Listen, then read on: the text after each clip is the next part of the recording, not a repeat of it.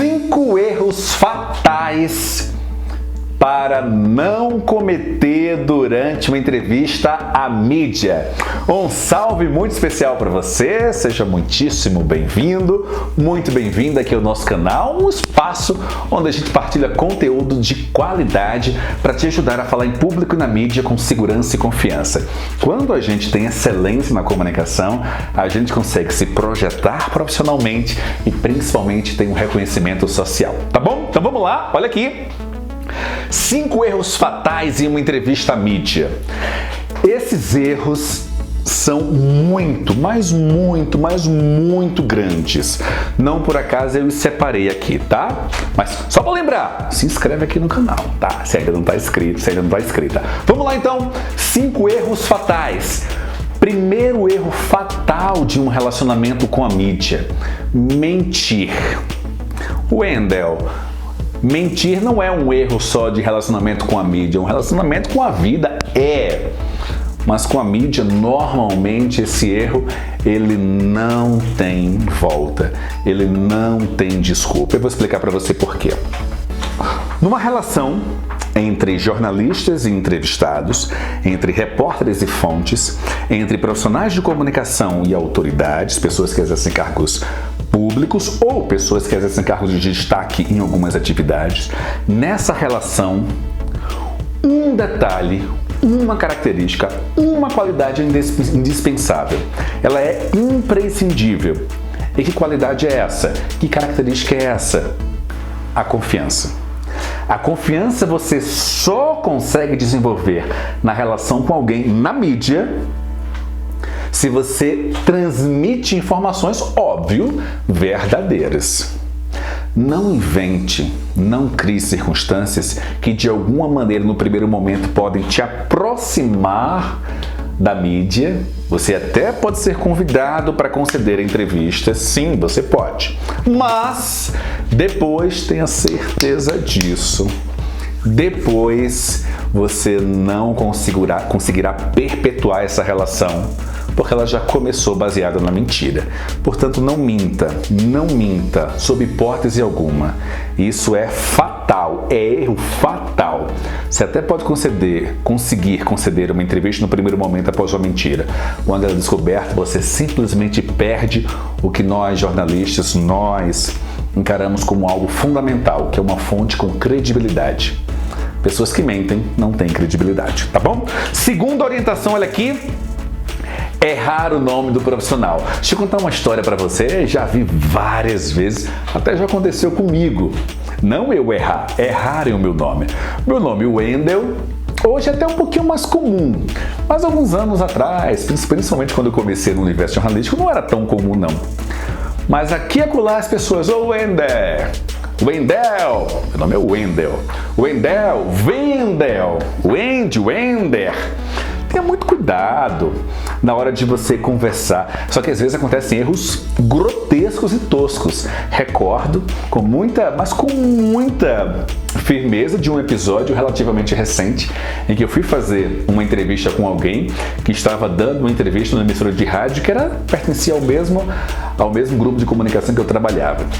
Eu trabalhava na TV desse grupo e essa fonte foi dar entrevista na rádio. E o nome do apresentador, vamos lá, não vou dizer o nome dele mesmo, mas vou citar um exemplo, era Rafael. O entrevistado, ele conseguiu a proeza de chamá-lo não de Ricardo, de Renato, pelo menos tem um R da frente, mas de chamá-lo do tipo Adonias. Você sabe uma coisa que não tem absolutamente nada a ver? E o pior, isso ao vivo. Entenda, as pessoas que ouvem um programa de rádio muito forte na região Nordeste, no Brasil inteiro, claro, mas na região Nordeste, o rádio, dependendo das capitais e das cidades do Nordeste e do Norte, ainda é o veículo de maior penetração, de mais força e de transmissão de muita credibilidade. Aí a pessoa que ouve aquele programa de rádio, o dia todo ela está lá, naquele mesmo horário, sintonizando de manhã, tarde e noite, sintonizando de manhã, tarde e noite, num trabalho a caminho. Ela está acostumada já com o comunicador. Esse comunicador é como se fosse um amigo, alguém de casa. E ela sabe que o nome dele é Rafael. Óbvio, ela conhece, ouve diariamente, chega alguém lá. E a primeira coisa que fala ao vivo na entrevista é chamar Rafael de Adonias. Isso é um cuidado mínimo, isso é um erro fatal. Aí vai o Rafael e corrige no ar. Quero só esclarecer, meu nome não é Rafael. Meu nome é Adonias. Desculpa, meu nome não é Adonias, meu nome é Rafael. Aí o ouvinte, a entrevista nem começou. Sabe o que ele vai pensar? Ah, meu Deus, que entrevistado, que entrevistada. Então, cuidado básico, pega um papelzinho e anota. Se você está acompanhado de algum profissional, né, de alguém da assessoria, pede para anotar. Se não tem ninguém da assessoria, você próprio anote. Não cometa esse tipo de erro. É uma gafe muito... Aliás, se a gente confundir o seu nome, como é que você pensa? Você imagina, né? A gente não gosta de ter o nome confundido. Ainda mais ao vivo. Aí o problema é muito mais seu do que o do comunicador. Então não esquece, tá? Não confunde. Olha aqui, erro fatal. Criar dados e estatísticas. Gente, isso é um erro crasso, é um erro gigantesco.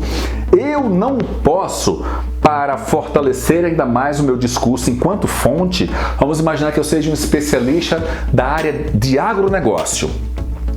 Se eu sou chamado para conceder uma entrevista e eu não tenho estatísticas sobre aquele assunto, dados que possam fortalecer o meu discurso, não crie, não invente.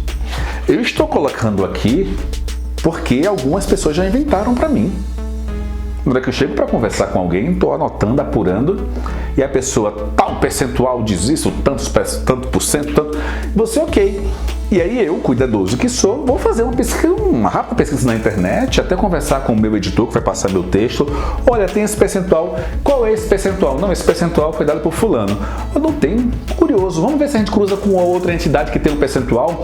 Quando a gente procura outra entidade, a entidade diz, não, essa estatística não existe. Não existe nem estatísticas confiáveis sobre isso. Olha que coisa triste. Olha que coisa surreal.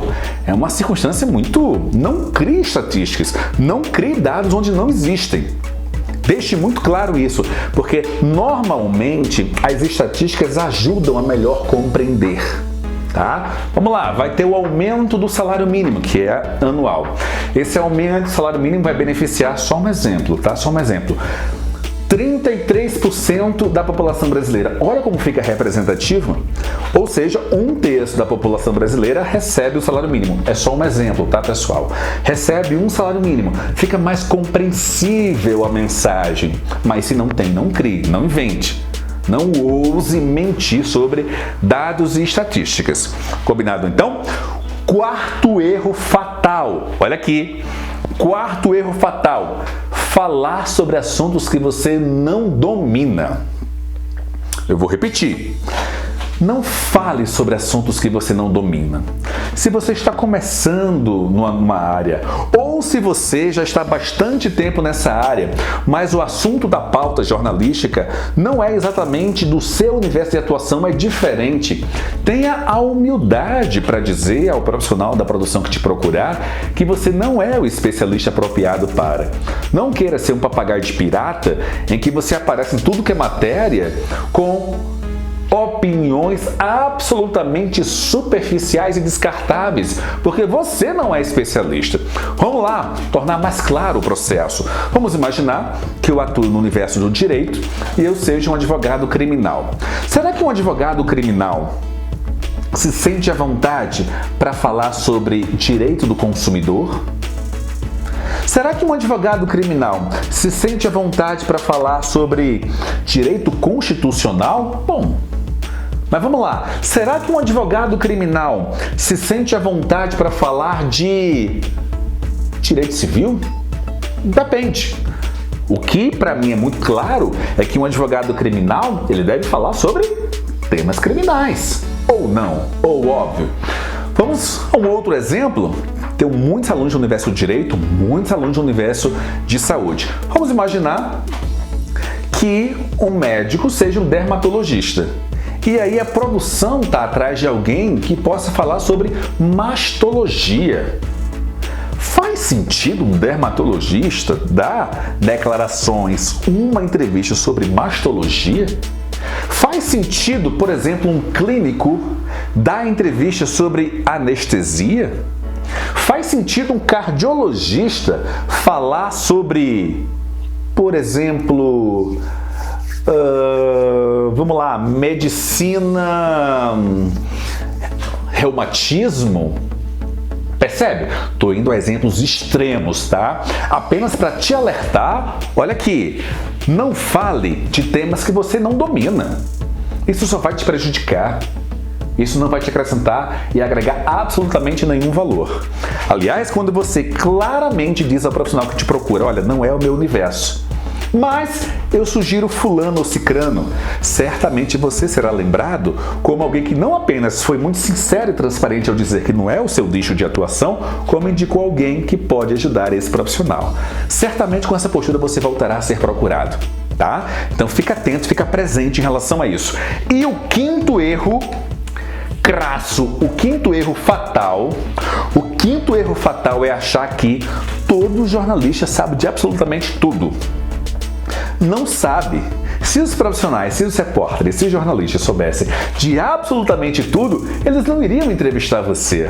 Eles não procurariam você, eles simplesmente escreveriam, sem a opinião de especialistas. Por que eu estou dizendo isso? Porque quando você vai conversar com um profissional, você precisa necessariamente ser extremamente didático. É como se estivesse explicando literalmente, como se estivesse dando uma aula sobre aquele assunto. E mesmo eu sempre sugiro e recomendo aos meus alunos, dei aula há muito tempo na graduação de jornalismo, eu sempre recomendei, quando não compreender o que o entrevistado está dizendo, pergunte 1, 2, 3, 4 vezes, não importa quantas. O mais valioso é que você compreenda, porque se você não compreender, você não conseguirá transmitir a mensagem para a opinião pública, percebe? E o que é que eu sempre digo isso aos meus alunos? E o que é que eu digo isso aos meus alunos de Media Training? Eu digo, olha, mesmo que o profissional, que o repórter que está na sua frente, ele não diga que não entendeu, você explica de uma outra maneira. Explica a partir de um outro ângulo, a partir de uma outra perspectiva, sempre de maneira didática, porque assim você conseguirá transmitir a informação que precisa ser transmitida. E não poupe, aliás, eu sou um defensor do uso de figuras de linguagem para explicar. Procure sempre metáforas, assuntos relacionados ao universo agro, à tecnologia, ao direito, à saúde, às vezes são complexos. Procure exemplos, procure metáforas, procure histórias que você possa contá-las e, a partir desse conto, a partir dessa narração, ajudar as pessoas a compreenderem o que você diz, percebe? Quando você narra, explica, transmite de maneira bem didática, é quase impossível que o repórter que esteja diante de você não compreenda. E aí ele vai compreender. E naturalmente, quando ele compreende, ele conseguirá desenvolver e estruturar uma reportagem, seja na TV, no rádio, no jornal, no portal, no impresso, não importa. Ele vai conseguir estruturar uma reportagem extremamente clara para a sociedade. E isso vai ser ótimo para a matéria, para o repórter e fundamentalmente para você, que estará sendo consultado e estará em destaque em uma matéria completamente clara. Tá claro isso? Eu tenho certeza que sim, então não esqueça, seja extremamente didático, seja muito didática. Combinado então? Olha aqui, 5 erros fatais que você não pode cometer em uma entrevista à mídia. Só para relembrar, nada de mentir, nada de errar o nome do profissional, um cuidado básico, anota, tá? Principalmente se for ao vivo, para não estar chamando Adonias de Rafael. Conforme eu disse, não crie dados e estatísticas que não existem e na hora de falar de temas, só fale sobre temas que você domina. Aqueles que você não conhece, não domina, indique alguém. E não ache que jornalistas sabem de tudo, porque eles não sabem de tudo e você necessariamente, enquanto entrevistado, precisa esclarecer. Combinado então? Se inscreve no canal, deixa um comentário o que essa aula te ajudou. Pega aqui, envia para alguém, pega esse link, envia para alguém. Certamente você vai ajudar, essa pessoa vai te agradecer. A gente se vê. Tchau, tchau.